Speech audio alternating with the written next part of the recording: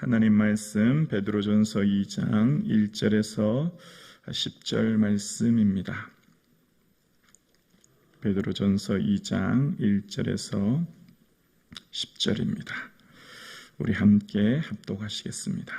그러므로 모든 악독과 모든 기만과 외식과 시기와 모든 비방하는 말을 버리고 갓난 아기들 같이 순전하고 신령한 젖을 사모하라. 이는 그로 말미암아 너희로 구원에 이르도록 자라게 하려 함이라. 너희가 주의 인자하심을 맛보았으면 그리하라. 사람에게는 버림바 되었으나 하나님에게는 택하심을 입은 보배로운 산돌이신 예수께 나아가 너희도 산돌같이 신령한 집으로 세워지고 예수 그리스도로 말미암아 하나님이 기쁘시게 받으실 신령한 제사를 드릴 거룩한 제사장이 될지니라. 성경에 기록되었으되 보라 내가 택한 보배로운 모퉁이 돌을 시온에 두노니 그를 믿는 자는 부끄러움을 당하지 아니하리라 하였으니 그러므로 믿는 너희에게는 보배이나 믿지 아니하는 자에게는 건축자들이 버린 그 돌이 모퉁이의 머릿돌이 되고 또한 부딪히는 돌과 걸려 넘어지게 하는 바위가 되었다 하였느니라. 그들이 말씀을 순종하지 아니함으로 넘어지나니 이는 그들을 이렇게 정하신 것이라. 그러나 너희는 택하신 족속이요 왕같은 제사장들이요 거룩한 나라요 그의 소유가 된 백성이니 이는 너희를 어두운 데서 불러내어 그의 기이한 빛에 들어가게 하시니에 아름다운 덕을 선포하게 하려 하심이라. 너희가 전에는 백성이 아니더니 이제는 하나님의 백성이요 전에는 국류를 얻지 못하였더니 이제는 국류를 얻은 자니라. 아멘. 네로 황제의 극심한 박해 가운데 흩어져 살고 있는 성도들의 정체성을 향해서 오늘 본문은 두 가지 비유를 들어서 이야기합니다. 갓난 아기들 같이 라고 하는 비유와 산돌같이라고 하는 두 가지 비유로 오늘 본문이 이야기하고 있는 것을 보게 되었습니다. 그러니까 이 땅에서 박해받고 고난받는 성도들이 비록 지금 현실의 삶이 절망적인 상황 가운데 놓여 있지만 우리의 삶은 하나님의 영원한 구원에 이르도록 자라게 하시는 은혜를 바라보도록 이야기하는데요. 그래서 이 땅에 살아가는 성도들의 삶이 버려야 될 것과 또 추구해야 될 것에 대해서 오늘 본문이 이야기합니다. 그래서 1절에 보면 모든 악독가라고 이야기합니다.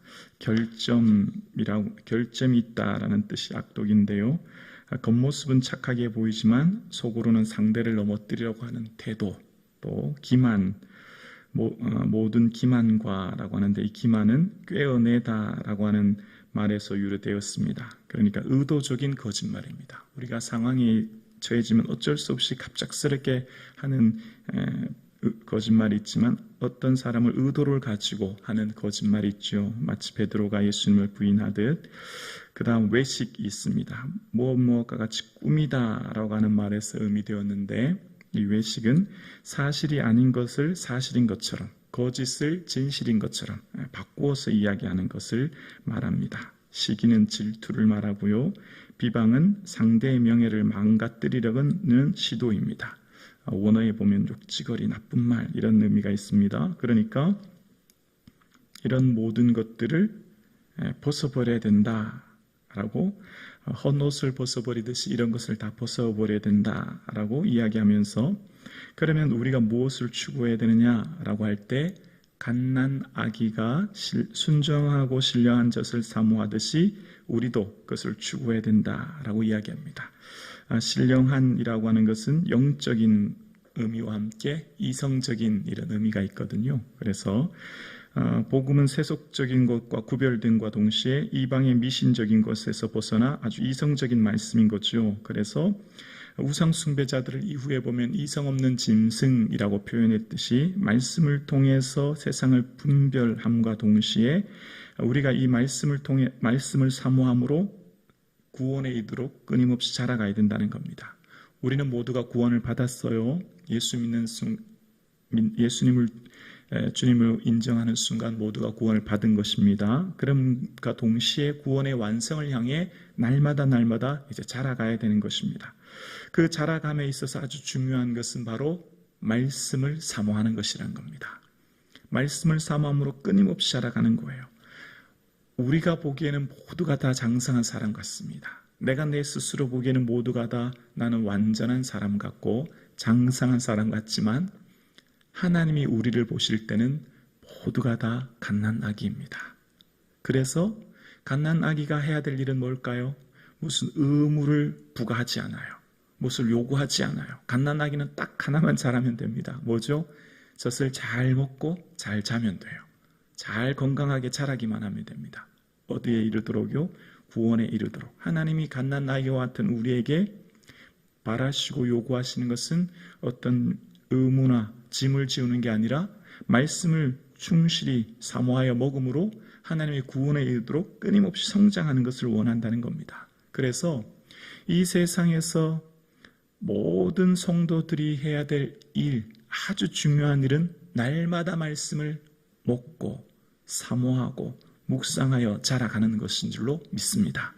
그러니까 말씀을 나는 다 알아 라고 하는 사람은 아무도 없어요. 나는 말씀으로 충분해, 나는 이만하면 됐어 라고 할 수 있는 사람이 아무도 없습니다. 그 사람이 목사가 됐든 무슨 장로님들이 됐든 신앙생활의 연차가 오래되면 오래될수록 더 많이 사모하고 끊임없이 자라가야 되는 것이죠.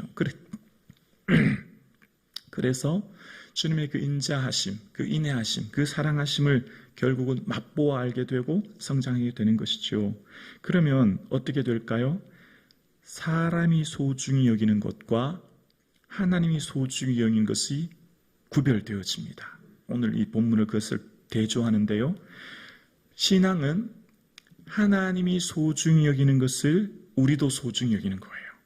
하나님이 가치 있게 여기는 것을 우리도 가치 있게 여기는 거죠. 그래서 오늘 본문 4절에 보면 4절입니다. 사람에게는 버림바 되었으나 하나님에게는 택하심을 입은 보배로운 산돌이신 예수께 나아가라고 이야기합니다. 사람들은 어떻게 했다고요? 버렸대요. 쓸모없게 여겼기 때문에 버렸다는 거예요. 그런데 하나님은 어떻게 하셨다고요? 택하셔서 보배로우신 산돌로 삼으셨대요. 예수 그리스도를요. 그래서 그 예수 그리스도 보배로운 산돌 같이 우리도 신령한 집으로 세워져서, 신령한 집이라고 하는 이 오이코스는 가정이란 의미도 있습니다. 가족 구성원이요. 주 예수를 믿으라 너와 내 집이 구원을 얻을 것이라 라고 하는 내 집은 그 가정 공동체죠.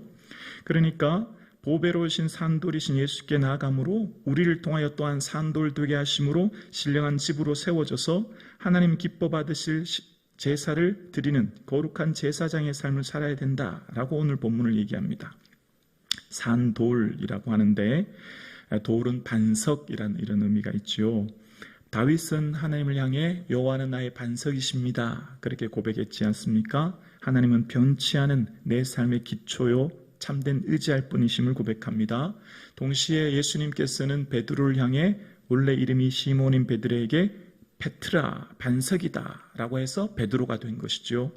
믿음의 신앙 고백, 주를 향한 신앙 고백 위에 교회를 세우셨다고 말씀하셨고 모든 사람들이 예수를 주로 고백하는 그 신앙 고백 위에 하나님의 몸된 교회를 세우신다는 말씀을 하셨습니다.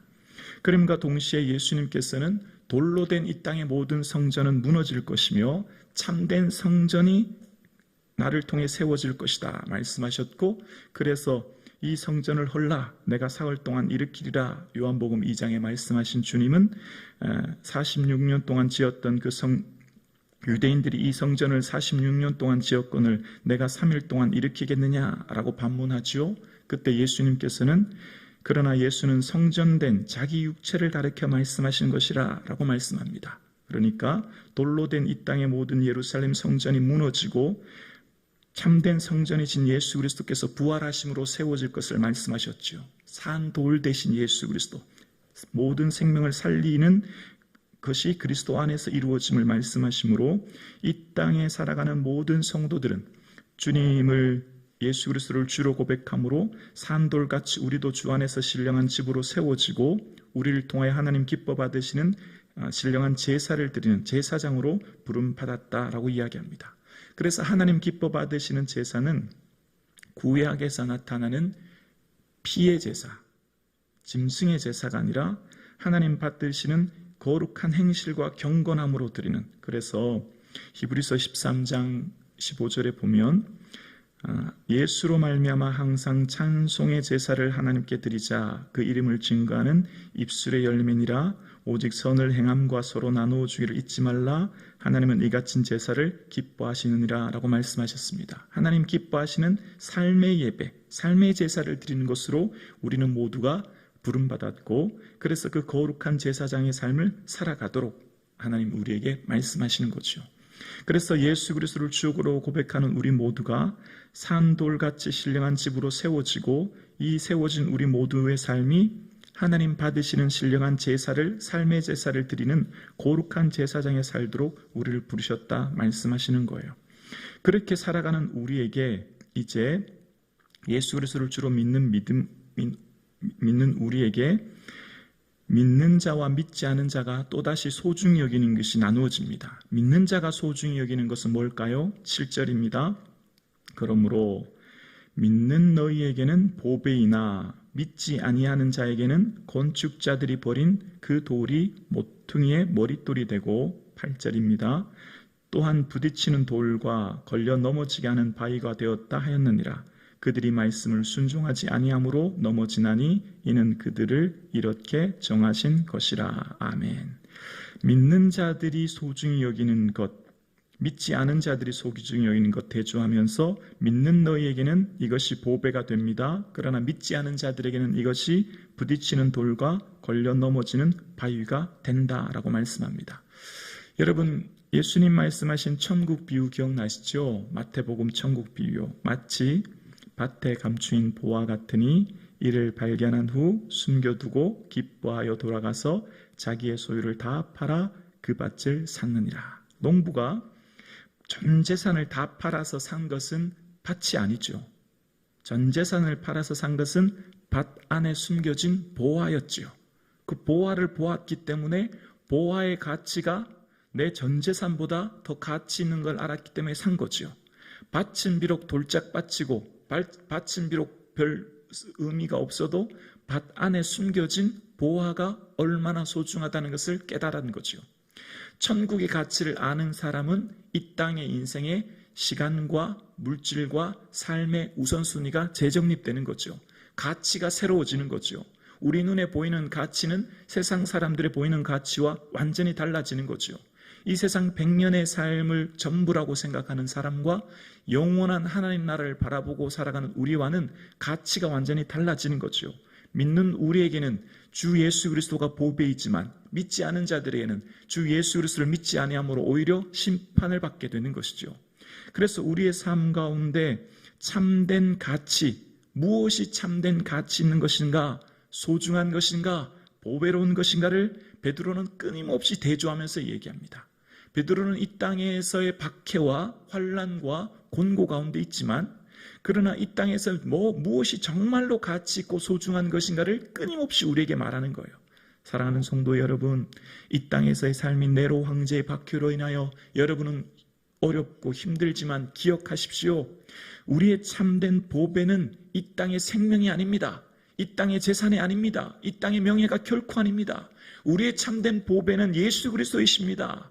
우리의 참된 보배는 예수 그리스도의 보혈이십니다. 우리의 참된 보배는 예수 그리스도를 믿는 믿음으로 말미암아 부르신 거룩한 제사장의 삶입니다. 라고 하는 것을 끊임없이 이야기하는 것입니다. 오늘 함께 새벽 예배 드리시는 사랑하는 성도님, 우리가 정말 소중히 여겨야 될 게 무엇입니까? 우리 인생에 가장 가치 있는 게 무엇입니까? 예수 그리스도인 줄로 믿습니다. 예수 그리스도 외에 가치 있는 것, 소중한 것이 없지요. 그래서 예수 그리스도를 믿는 우리가 주님 앞에 설날을 바라보며 삶의 가장 소중한 것이 예배요, 하나님을 기뻐하시는 예배의 삶인 것을 우리는 믿습니다. 그래서 오늘은 이 새벽 우리가 주의 전에 나온 것이요, 오늘 나머지의 모든 삶도 주님 받으시는 거룩한 산제사를 드리기 위해 다짐하며 살아가는 것입니다. 이 땅에 정말 보배롭고 정말 가치 있고 정말 의미 있는 것은 오직 예수 그리스도임을 기억하며 주님 앞에 설날을 바라보며 이 하루를 살아갈 수 있는 저와 여러분 되실 수 있기를 주의 이름으로 축원합니다.